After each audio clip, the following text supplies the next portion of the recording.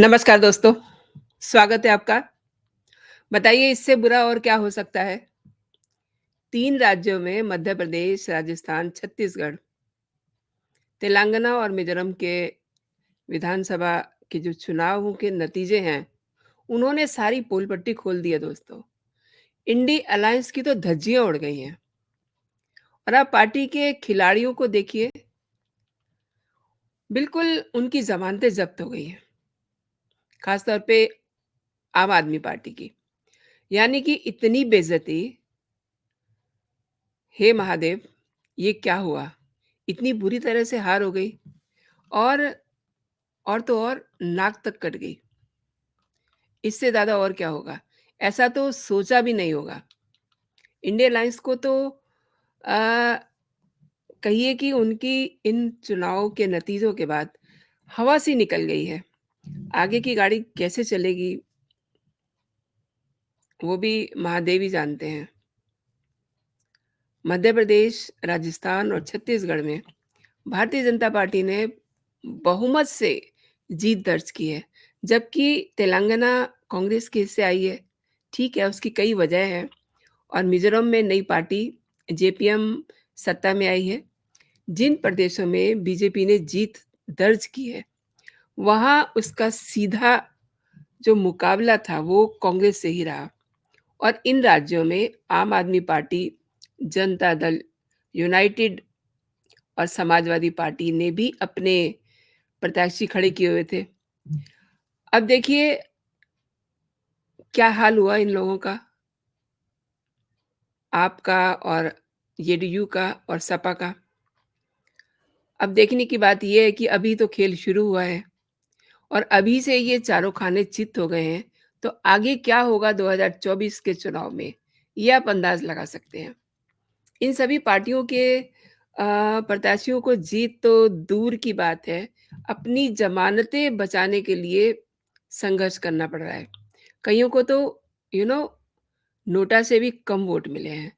तो इतनी बेइज्जती शायद इन्होंने जिस समय इंडिया अलायंस बना था, इन्होंने सोचा नहीं होगा कि इन्हें ऐसा भी दिन देखना पड़ेगा। मध्य प्रदेश चुनाव में जेडीयू ने कुल 10 अपने प्रत्याशी उतारे थे, इनमें से एक ने बाद में सरेंडर कर दिया था, जिसके चलते 9 प्रत्याशी चुनाव में रह गए थे और इन सब की ज़मानत ज़ब्त हो गई है।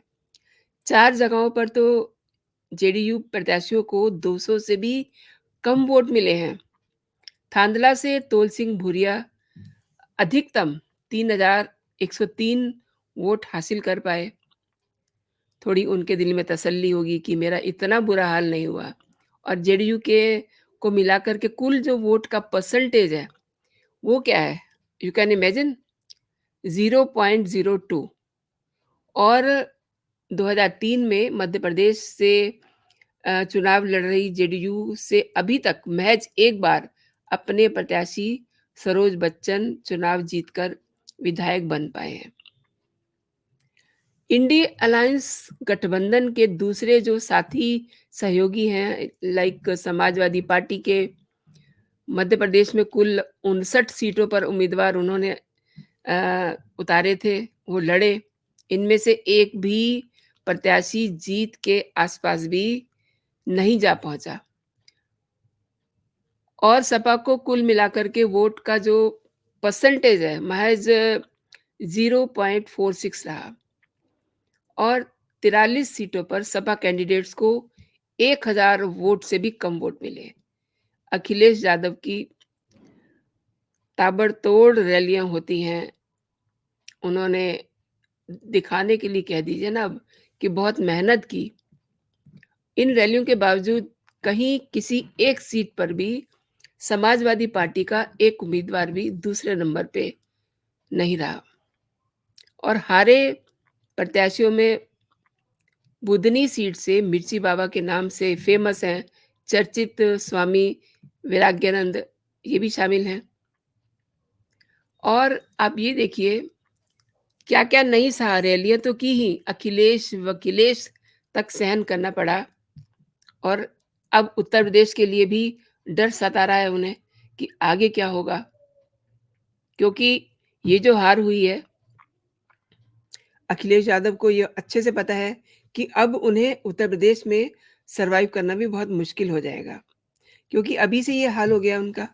और मध्य प्रदेश में तो आम आदमी पार्टी की हालत इतनी बुरी हुई, जितना ये ज़ोर-ज़ोर से चिल्लाते थे और जिस समय इनको केजरीवाल को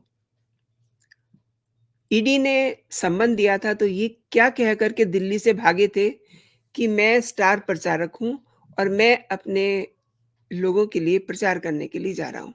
तो इनके प्रचार की ये हालत है। इनकी हालत लगभग सपा और जेडीयू की तरह ही है। और अरविंद केजरीवाल ने मध्य प्रदेश में अपने कितने उम्मीदवार उतारे थे, 70 उम्मीदवार उतारे थे। इनमें से अंतिम रिज़ल्ट और रुझान मिला कर के एक भी जीत के पास नहीं पहुँच पाया। 70 के 70 प्रत्याशियों की ज़मानतें ज़ब्त हो गईं। आप पार्टी का मध्य प्रदेश में कुल वोट का जो परसेंट रहा, वो 0.42 रहा और हारे प्रत्याशियों में दमोह सीट से टीवी अभिनेत्री चाहत पांडे और सिंगरौली की मेयर रानी अग्रवाल शामिल हैं। तो इतनी फ़ज़ियत के मतलब अभी तो ये उस हार के हैंगओवर से उभर ही नहीं पाए हैं। तो अपनी हार का असेसमेंट कैसे करेंगे? कैसे सोचें कि हमने क्या गलती करी है? हम कहाँ हमने चूक की है? अभी उन्हें ये सोचने की बिल्कुल भी फुर्सत नहीं है। मतलब वो इस स्टेट में नहीं है कि वो ये सोचें। और आप देखिए कि कितनी मेहनत करने करने की एक्टिंग कर रहे थे ये अखिलेश यादव। और कहीं न कहीं ये भी लगता है कि जो इनकी नाटकबाज़ियाँ चल रही थी ना इंडिया अलायंस की, क्योंकि इनका एक तरह से टेस्ट हो गया है सीटों को लेकर के। सीटों को लेकर के ही तो अखिलेश को सुनना पड़ा था। अखिलेश-वखिलेश, जिसके बाद फिर ये मुँह बना कर के चले आए थे, फिर रात को इन्हें मनाया गया था। लेकिन ये सब मैसेज लोगों के बीच में जा रहे थे कि इनके अंदर इतनी मैल भरी हुई है, तो ये आम जन के लिए क्या करेंगे? ये सबको एक मैसेज कन्वे हो गया था। और रही बात आम आदमी पार्टी की, तो इनके तो आधे लोग तिहाड़ जेल में हैं। ये भी एक मैसेज पहले से ही कन्वे था जनता को। अच्छा, एक चीज़ और है, हम वो ज़माने गए जब चुनाव में जनता को बेवकूफ़ बना लेते लोग, लोग यानी कि नेता लोग। अब बहुत जागरूक हो गया है आज का मतदाता। वो समझता है, उसकी नज़र देश-दुनिया की खबरों पे रहती है, क्योंकि दुनिया उसकी मुट्ठी में है। जिसके पास मोबाइल है, वो दुनिया भर की खबरें भी समझता है। और केजरीवाल क्या समझ रहे थे कि ये जो करके बैठे हुए हैं, शराब घोटाले और शीश महल घोटाले और कई सारे घोटाले, क्या ये देश को नहीं पता है? दिल्ली को ही पता है? क्या दूसरे राज्यों में इनके जो घोटालों की बदबू है, वो वहाँ तक नहीं फैली हुई?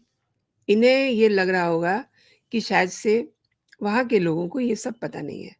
लेकिन दोस्तों, ऐसी बातें अब आज के युग में क्या छिप सकती हैं? और जेडीयू, इनका भी हाल सबको पता था कि ये किस तरीके से इन्होंने सीटों के बँटवारे पे कैसे नाटक करे। और सपा को तो कांग्रेस ने डे 1 पे ही आईना दिखा दिया था। और इनकी जो आपसी लड़ाई थी ना, जेडीयू समझ लीजिए, सपा समझ लीजिए या आपको थोड़ा अलग रखिए, आप तो किसी फाइट में ही नहीं था। इसीलिए इनकी ज़मानतें सब ज़ब्त हो गई हैं। लेकिन इनकी दोनों की, जेडीयू और सपा, कांग्रेस के साथ जो इनकी अ, आखिरी दिनों में इनकी जूते में पैदार चल रही थी, लात घूँसे चल रहे थे, उसे पब्लिक देख रही थी। जब बार-बार ट्वीट कर रहे थे सुप्रीमो अखिलेश यादव, तो वो सब मैसेज जनता में जा रहे थे। वो समझ रहे थे कि इनका जो संगठन है, इनकी जो पार्टी है, उसमें कितना दम है। और सेम जेडीयू के साथ था। मतलब पेंडुलम की तरह ये लोग थे, इनका अपना कोई स्टेट नहीं था, इसीलिए जनता ने इनको ख़ारिज किया। और मैंने आपको इनका वोट का परसेंटेज भी बताया कितना कम रहा, हारने की तो बात छोड़ दीजिए। मतलब इनके ज़मानतें ज़ब्त हो गई, तो इतने बुरे हाल शायद इन्होंने भी नहीं सोचे होंगे। लेकिन जो राजनीतिक विश्लेषक थे, वो डे 1 से ही कह रहे थे कि इनका कहीं कोई स्टैंड नहीं है, ये कहीं दिखने वाले नहीं हैं। और वही हुआ। अब इनके सामने समस्या क्या है? इनको दिख रहा है लोकसभा का 2024 का चुनाव, जिसमें अब ज़्यादा दिन नहीं हैं। और आप भी समझ रहे हैं कि ये जो इनकी हार हुई है, ये जो इनकी ज़मानतें ज़ब्त हुई हैं, ये लोग सब याद रखेंगे। और ऐसा ही इन्हें जवाब लोकसभा के चुनाव में भी मिलने वाला है। तो दोस्तों, अभी के लिए इतना ही। फिर मिलते हैं। एक बात कहना चाहूँगी, जैसा कि मैं हर बार कहती हूँ, आपको अगर मेरे कंटेंट पसंद आ रहे हैं दोस्तों, तो आप मेरे वीडियो को लाइक ज़रूर कीजिए। लाइक करने में कुछ नहीं जाता, केवल आप लाइक का बटन दबा दीजिए, तो मुझे ये लगेगा कि आपको मेरे वीडियो पसंद आ रहे हैं। द सेकंड थिंग, अगर आप मेरे कंटेंट पसंद कर रहे हैं और अभी तक आपने मेरा चैनल सब्सक्राइब नहीं किया है, तो आप मेरे चैनल को सब्सक्राइब कर लीजिए, ताकि मेरा जो भी लेटेस्ट कंटेंट हो, आप तक सबसे पहले पहुँचे।